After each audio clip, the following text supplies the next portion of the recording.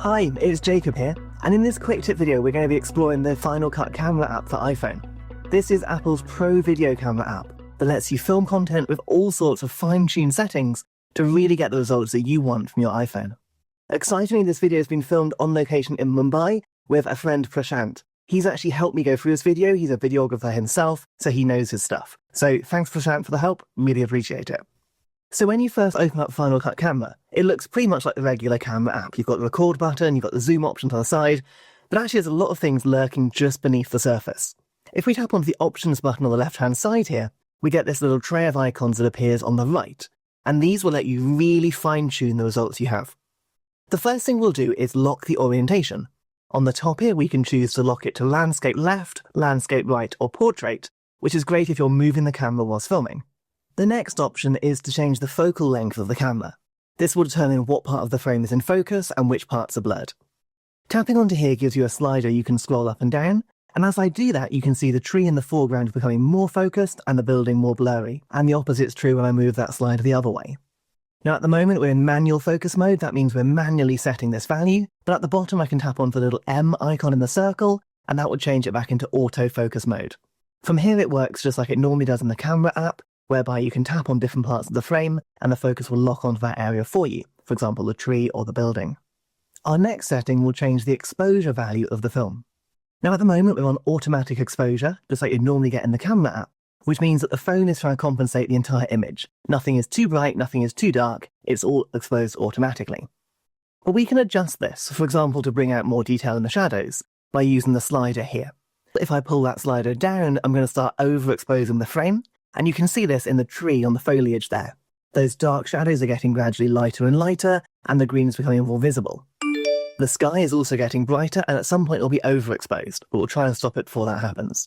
And if we wanted to make sure there's more detail on the highlights instead, we can go to a negative exposure. So we're going to move the slider the other way, and the numbers will become minus values. We can actually have even finer control over the exposure by changing the shutter speed and the ISO, and we can do that by tapping the A at the bottom here, and that will put us into full manual mode. From here we can choose to adjust the ISO and also the shutter speed. The shutter speed determines how much data is being picked up by the sensor of the camera in milliseconds. Right now it's at 1/4000th of a second, and you can see it's perfectly exposed. If we went even faster to 1/8000th, it again looks really good. We're in bright daylight here, but if you're indoors you'll find it gets really quite dark. So in a dark environment you might want to reduce your shutter speed slightly, which means more light comes in because each frame has more time to gather that light. And the ISO is a measure of how sensitive the sensor itself is to light. So you can balance the ISO and the shutter speed to get the perfect exposure you're looking for.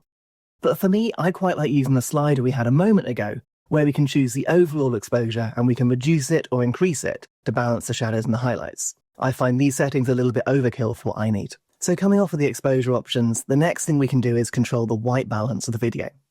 Again, it will start in automatic mode, and we can use that slider to change the temperature in kelvins to make it warmer or cooler. As I go through here, you can see the color hue applied to the whole video, and that's because of that white balance being adjusted. So now the video looks slightly warmer than it does before because I've increased that white balance value, but we can actually use some presets as well to find different settings. Tapping on the icon at the bottom here will give you various options from daylight to tungsten lighting, and tapping onto those will give you a good starting point, which you can then fine-tune around. And then our final option on that little slide-out tray that we opened earlier is the camera zoom. So rather than just jumping to 1x or 2x or whatever it might be, you can use this to get the exact composition you're looking for. And that's a quick look at some of the finer controls in Final Cut Camera. From changing the focus to changing the white balance and the exposure, we can really get the exact video we want with the iPhone camera. Obviously, in the main camera app, you tap onto video, and you can pretty much just autofocus by tapping on things. This gives you so much more control, so you can really get the shot you're looking for. But there's tons more that Final Cut Camera can do. So the next time I'm in some cool and interesting location, I'll make some more quick tips, and make sure you subscribe to my channel, and then you can learn more about Final Cut Camera in videos to come. Thanks again to Prashant for helping in this video, I really appreciate it. So I'll see you all again soon for the next quick tip.